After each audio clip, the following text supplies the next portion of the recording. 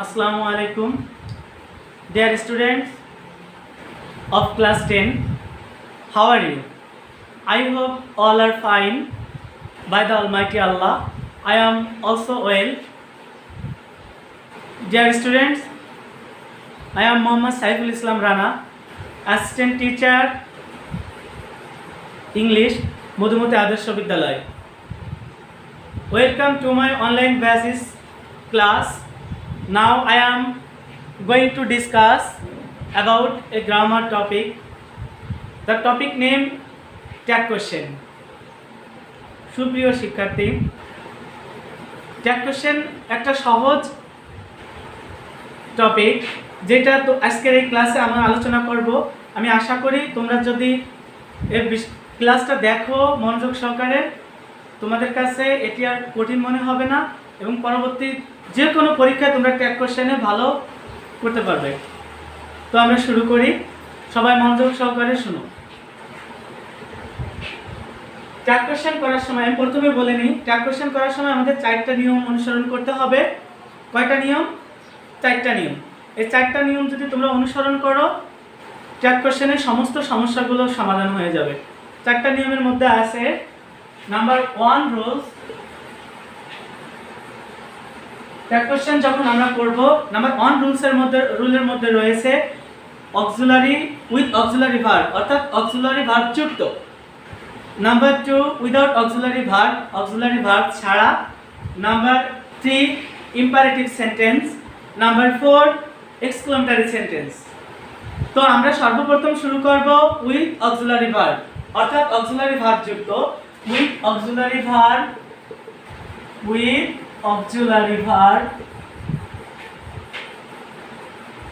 Auxiliary verb. Dear students, তোমরা জানো যে অক্সিলারি ভার্ব কি। তারপরে তোমাদের সুবিধার জন্য আমি কিছু অক্সিলারি ভার্ব লিখতেছি, তোমরা সেগুলো নোট ডাউন করতে পারো তোমাদের সুবিধার জন্য। অক্সিলারি ভার্ব হচ্ছে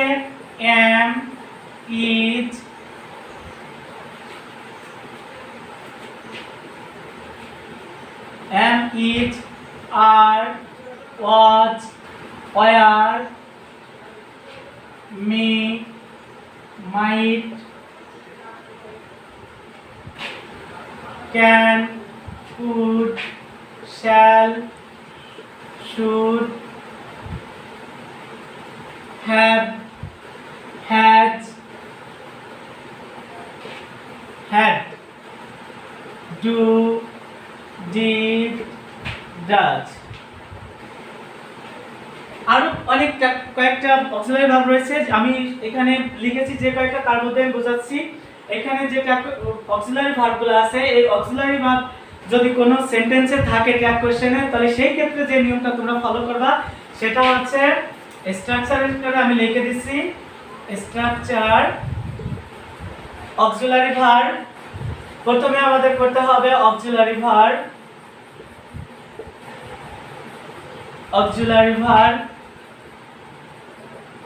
আমরা সর্বপ্রথম অক্সিলারি ভার্ব যুক্ত সেন্টেন্সে যদি ট্যাগ কোশ্চেন করি, তাহলে আমাদের প্রথমে মনে রাখতে হবে অক্সিলারি ভার্ব দিতে হবে।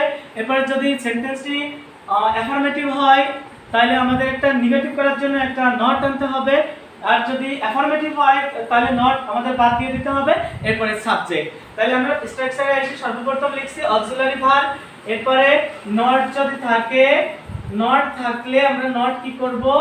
নট থাকলে নট বাদ দিব। আর যদি নট না থাকে, তাহলে নট না থাকলে নট বসাবো প্লাস এরপরে আমাদের সাবজেক্ট বসাতে হবে, subject.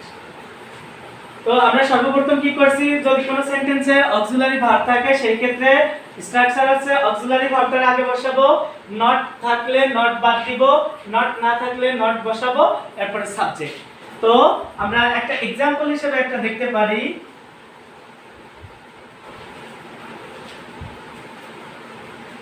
Rahim is a good boy. শিক্ষার্থীরা তোমরা দেখতে পাচ্ছ আমি এখানে একটা সেন্টেন্স লিখছি, রহিম ইজ এ গুড বয়। তো এইখানে সাবজেক্ট আছে রহিম, অক্সিলারি ভার্ব হচ্ছে ইজ, এবং এটা অ্যাফার্মেটিভ না নেগেটিভে আছে? অবশ্যই এটা অ্যাফার্মেটিভ আছে, কারণ এখানে নট নেই। তো আমরা যখন নট থাকবে না তখন এর নিয়মটা হচ্ছে প্রথমে অক্সিলারি ভার্ব বসাবো। তাই এখানে অক্সিলারি ভার্ব হচ্ছে ইজ। অক্সিলারি ভার্ব যদি ইজ হয় আমরা এই যে বসাই দিলাম। এরপরে দেখতে হবে আমাদের এখানে নট আছে কিনা। অবশ্যই আমাদের এখানে নট নেই সেন্টেন্সের ভিতরে। নট না থাকলে একটা কি আনবো? নট। এরপরে নট থাকলে নট বাদ দিব, নট ছিল না। নট না থাকলে নট বসাবো, এখানে নট ছিল না বিধায় নট আনছি। এরপরে সাবজেক্ট আছে রহিম। রহিম যদি তোমার ম্যাসকুলিন, এখানে আমাদের জেন্ডার দিকে ফলো করতে হবে, পার্সনের দিকে। এটা ম্যাসকুলিন আছে না ফেমিনাইন আছে? অবশ্যই ম্যাসকুলিন। ম্যাসকুলিন থাকলে রহিম, রহিম থাকলে পুরুষ বোঝালে সেখানে হি। আর যদি মহিলা অর্থাৎ ফেমিনাইন বোঝাতো সেখানে সরাসরি আমরা শি বসাতাম। আরেকটা তোমাদের সুবিধার জন্য আরেকটা সেন্টেন্স আমি লিখতেছি, he is not a bad boy. তো এখানে তোমরা দেখো এখানে অক্সিলারি ভার্ব হচ্ছে ইজ, এটা নেগেটিভ স্টেটমেন্টে আছে, নট আছে, আর সাবজেক্ট হচ্ছে হি। তো আমরা যখন এটা ট্যাগ কোশ্চেন করব সর্বপ্রথম আমাদের শর্ত ছিল অক্সিলারি ভার্বটা বসাবো। অক্সিলারি ভার্ব আছে ইজ, এরপরে নট আছে, আমরা নট আর বসাবো না, সরাসরি কোথায় চলে যাব? সাবজেক্টে, ইজ হি। তো আমরা ট্যাগ কোশ্চেন করার সময় যে চারটা রুলস ফলো করতে হবে তার ভিতর নাম্বার 1 রুল ছিল হচ্ছে অক্সিলারি ভার্ব যুক্ত।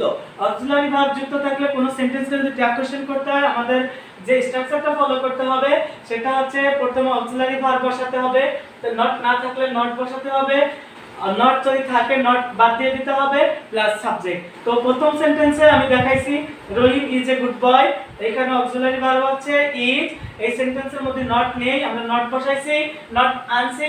এরপরে সাবজেক্ট রহিম, ছেলে হইলে আমরা অর্থাৎ ম্যাসকুলিন জেন্ডার হইলে আমরা কি বসাবো? সেখানে হি। আর যদি কোনো সেন্টেন্সে নট থাকে তাহলে আমরা কি করব? সরাসরি প্রথমে অক্সিলারি ভার্ব বসাবো, নট থাকলে আমরা নট উঠাই দিব, এরপরে সরাসরি সাবজেক্ট। আমার মনে হয় তোমরা অক্সিলারি ভার্ব থাকলে কিভাবে করতে হবে সেটা বুঝেছো। এরপরে আমরা চলে যাব রুল নাম্বার 2 তে।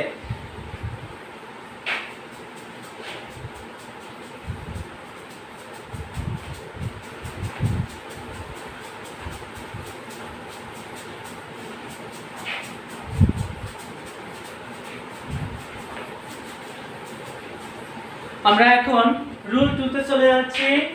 রুল 2 তে আমি প্রথমে 1 নাম্বার গঠনে বলেছিলাম যে অক্সিলারি ভার্ব যুক্ত থাকবে, আর 2 নাম্বার রুলসে আসছি যখন এখানে অক্সিলারি ভার্ব থাকবে না, মূল ভার্ব থাকবে। অর্থাৎ মূল ভার্ব থাকলে সেখানে অক্সিলারি ভার্ব থাকবে না।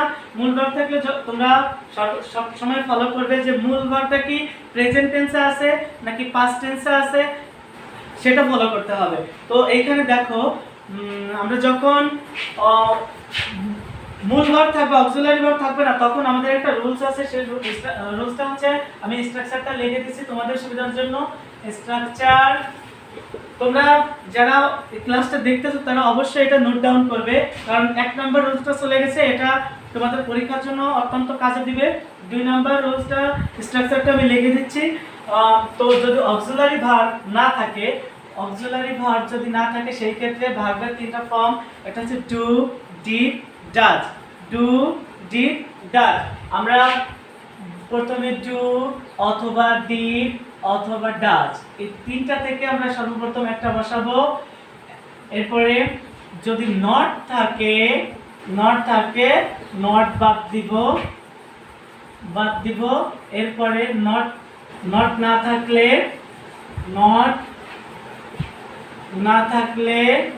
নট বসাবো, এরপরে সাবজেক্ট বসাই দিব, সরাসরি subject.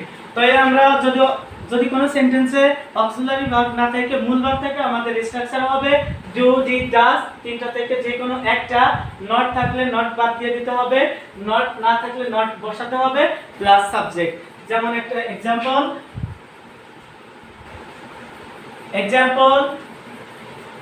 she writes a letter.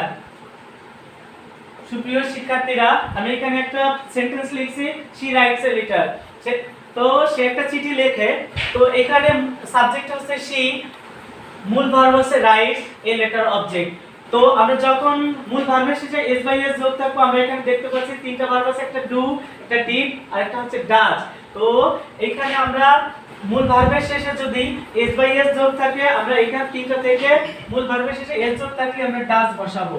Does বসালাম। আমরা কি কারণে ডাজ দিলাম? ভার্বের শেষে এস বাই এস যোগ আছে। যদি সেন্টেন্সে কোনো নট না থাকে, নট আনতে হবে, নট থাকলে নট বাদ দিয়ে দিতে হবে, যেটা আমি অনেক আগেই বলেছি। তো এইখানে এই সেন্টেন্সে নট নেই, আমরা যে কারণে এটা কি আনবো? নট। এরপরে সরাসরি কিসে চলে যাব? সাবজেক্টে। তাহলে এটা ক্লিয়ার? I hope clear. সর্বপ্রথম আমরা কি করছি? মূল ভার্বের শেষে এস বাই এস যোগ আছে দেখে আমরা ডাজ দিছি। এরপরে আমরা কি বসাবো? একটা অ্যাফার্মেটিভ স্টেটমেন্টে ছিল বিধায় আমরা নেগেটিভ করছি, নেগেটিভ হিসেবে নট আনছি, এরপরে সরাসরি সাবজেক্ট। এরপরে আমরা আরেকটা সেন্টেন্স লিখতেছি, হি রোট এ লেটার। অর্থাৎ সে একটা চিঠি লিখেছিল। সুপ্রিয় শিক্ষার্থীরা, এইখানে প্রথম সেন্টেন্স ছিল শি রাইটস এ লেটার, ভার্বের শেষে এস বাই এস যোগ ছিল, এটা ছিল প্রেজেন্ট ইনডিফিনিট টেন্স। আর এখানে আমি দ্বিতীয় সেন্টেন্সটা লিখছি, হি রোট এ লেটার। তো রোটটা হচ্ছে এখানে ভার্বের পাস্ট ফর্ম, আর ভার্বের পাস্ট ফর্ম হলে আমরা তোমরা দেখতে পাচ্ছো do present form, did past form, does present form. তাহলে আমরা তোমরা নিজেরাই বুঝতে পারছো এখন যে ভার্ব যখন এখানে পাস্ট টেন্স আছে, সেই ক্ষেত্রে আমরা ডু আনবো না ডিড আনবো? অবশ্যই ডিড আনবো, কারণ এখানে ডুটা হচ্ছে প্রেজেন্ট টেন্সে, ডিডটা হচ্ছে পাস্ট টেন্সে। তা আমাদের ভার্ব এখানে যদি পাস্ট টেন্সে থাকে, তাহলে আমরা সরাসরি কি বসাবো? ডিড। আর তোমরা দেখতে পাচ্ছ এটা কি অ্যাফার্মেটিভ আছে না নেগেটিভে আছে? অবশ্যই তোমরা দেখতে পাচ্ছ এটা অ্যাফার্মেটিভে আছে, বিকজ এখানে কোনো নট নেই। তো আমরা কি করব? অ্যাফার্মেটিভ আছে বিধায় আমরা একটা কি বসাবো? নট বসাবো। এরপরে আমরা কি কথা ছিল? সাবজেক্ট। সাবজেক্ট কি আছে? হি। আশা করি তোমরা বুঝেছো। এরপরে আমাদের কি করতে হবে? 2 নাম্বার আমরা দুইটা সেন্টেন্স লিখছি। নাম্বার 3 রুলস হচ্ছে আই ইট রাইস। তোমাদের সুবিধার জন্য 3 নাম্বার রুলসটাও বোঝাই দিচ্ছি এখানে, কারণ আমি এখানে তিনটা ভার্ব লিখছিলাম, ডু, ডিড, ডাজ। আমি অলরেডি দুইটা গঠন শেষ করছি, ডাজ এবং ডিডের। আর এখানে খেয়াল করো যে আই রাইস, আমি ভাত খাই। এখানে সাবজেক্ট হচ্ছে আই, মূল ভার্বটা হচ্ছে ইট, রাইসটা হচ্ছে অবজেক্ট। যখন আমরা ট্যাগ কোশ্চেন করব, মূল ভার্ব যুক্ত ভার্বের শেষে যদি এস বাই এস যোগ না থাকে এবং ভার্ব যদি প্রেজেন্ট ইনডিফিনিট টেন্স হয়, সেই ক্ষেত্রে আমরা ডু, ডিড, ডাজ এর কোনটা বসাবো? অবশ্যই ডু বসাবো, বিকজ এখানে ভার্বের শেষে এস বাই এস যোগ নাই। এস বাই এস যোগ না থাকলে আমরা কি বসাবো? ডু। ডু কেন বসালাম? এটা প্রেজেন্ট টেন্স। আর যদি এস বাই এস যোগ থাকতো, আমরা অবশ্যই ডাজ বসাতাম। আর যদি ভার্বটা এখানে ইট না থাকে, এক থাকতো পাস্ট টেন্স, তাহলে আমরা কি বসাতাম? ডিড। তো সেই ক্ষেত্রে আমরা ডু বসাইছি। এটা অ্যাফার্মেটিভ স্টেটমেন্টে আছে।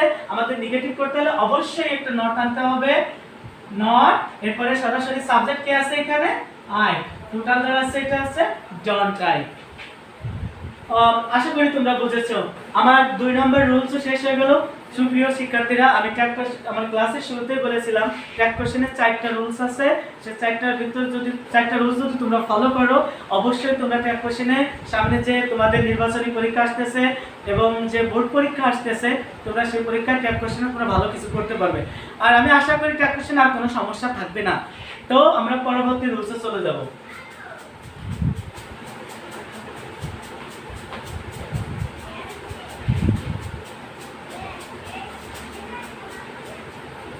আমরা রুলস নাম্বার হচ্ছে আমাদের প্রথম রুল এবং দ্বিতীয় রুল শেষ হয়েছে। এখন rule number 3।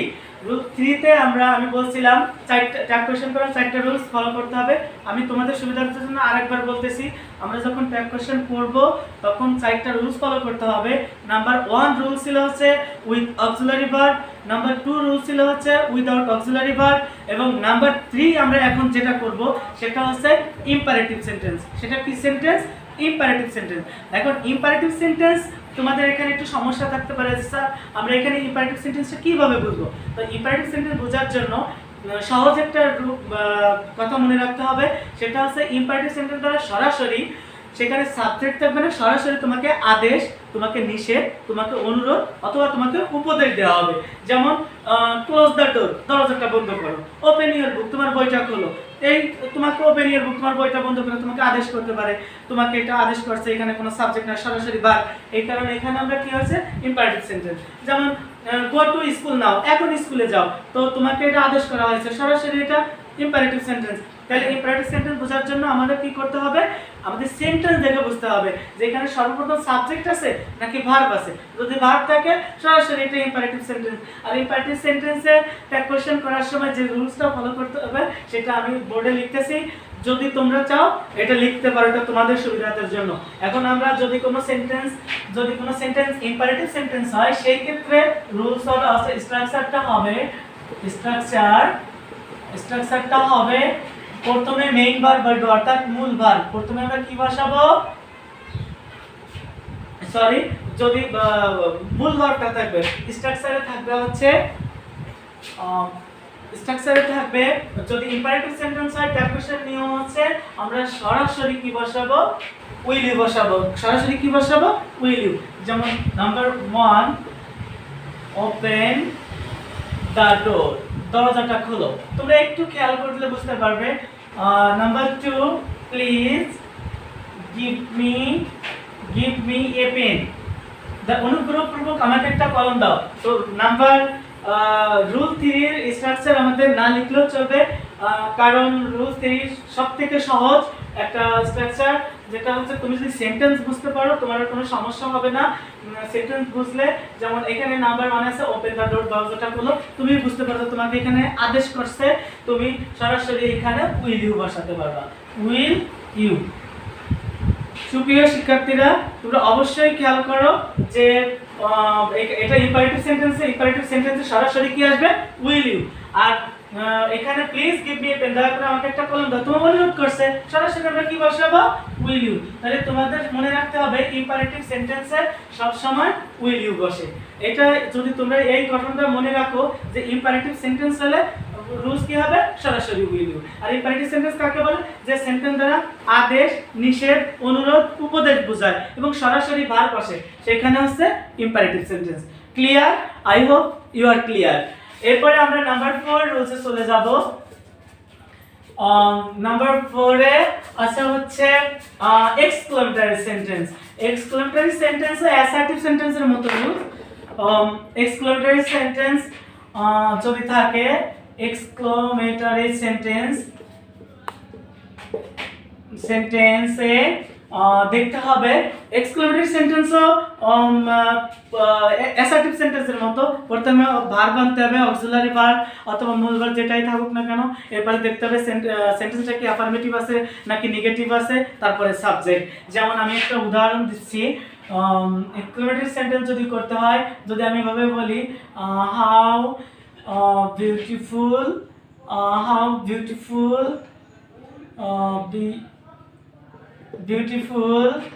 Scenery it is, এটা কত সুন্দর একটা দৃশ্য। তো এই ক্ষেত্রে আমাদের খেয়াল করতে হবে এখানে সাবজেক্ট কি আছে আর ভার্ব কি আছে, এটা অ্যাফার্মেটিভ আছে না নেগেটিভ আছে। তো এটা তোমাদের দেখতে হবে যে এটা অ্যাফার্মেটিভ না নেগেটিভ। এটা অবশ্যই অ্যাফার্মেটিভ আছে, বিকজ এখানে কোনো নট নেই। আর অ্যাফার্মেটিভ থাকলে গঠনটা হবে প্রথমে সাবজেক্ট, প্রথমে আমরা কি বসাবো, সাবজেক্ট। তা খুঁজতে হবে সাবজেক্ট এখানে কি আছে, ইট। এইটা দেখতে হবে অ্যাফার্মেটিভ না নেগেটিভ, অবশ্যই অ্যাফার্মেটিভ আছে। অ্যাফার্মেটিভে থাকলে আমরা নেগেটিভ করব। আর এখানে ভার্ব আছে ইজ, তাহলে আমাদের অ্যাসার্টিভ সেন্টেন্স যখন করাইছিলাম অক্সিলারি ভার্ব যুক্ত, তখন আমরা সর্বপ্রথম বসাইছিলাম অক্সিলারি ভার্ব, নট থাকলে আমরা নট বাদ দিয়ে দিছিলাম, নট না থাকলে একটা নট আনছিলাম, এরপরে সাবজেক্ট। তাহলে এখানে অক্সিলারি ভার্ব কি আছে, ইজ। এরপরে তোমরা দেখতে পাচ্ছ এটা অ্যাফার্মেটিভ আছে, নেগেটিভ করতে হবে। তাহলে নেগেটিভ করতে হলে একটা কি আনতে হবে, নট। এরপরে সাবজেক্ট কি আছে, it. Clear? I hope clear. Number 2, what a foolish you are. তো যার স্টুডেন্টস, তোমরা দেখতে পাচ্ছ এখানে অক্সিলারি ভার্ব আছে আর সাবজেক্ট হচ্ছে ইউ। এটা অ্যাফার্মেটিভ আছে না নেগেটিভ আছে, অবশ্যই অ্যাফার্মেটিভ আছে। অ্যাফার্মেটিভে থাকলে রুলস হবে প্রথমে ভার্বটা আমাদের এখানে কি আছে, আর এটা অ্যাফার্মেটিভে থাকলে এটা নট আনতে হবে, নট, আর সাবজেক্টটা হচ্ছে ইউ। আই হোপ তোমরা ট্যাগ কোশ্চেন সম্পর্কে মানে মোটামুটি বুঝছো, এবং আমি যে ক্লাসটা আজকে করালাম, তোমরা যদি এই 4টা রুলস দিলাম, এই 4টা রুলস যদি তোমরা নিয়মিত বাড়িতে প্র্যাকটিস করো এবং বারবার দেখো, আমার মনে হয় ট্যাগ কোশ্চেনে তোমরা ভালো করতে পারবে, এবং সামনে যে কোনো ট্যাগ কোশ্চেন আসলে তোমরা এই নিয়ম 4টা নিয়ম অনুসরণ করলে তোমাদের আর কোনো সমস্যা থাকবে না। সুপ্রিয় শিক্ষার্থীরা, আজকে যে ক্লাসটা করলাম এটা তোমরা বারবার প্র্যাকটিস করবে।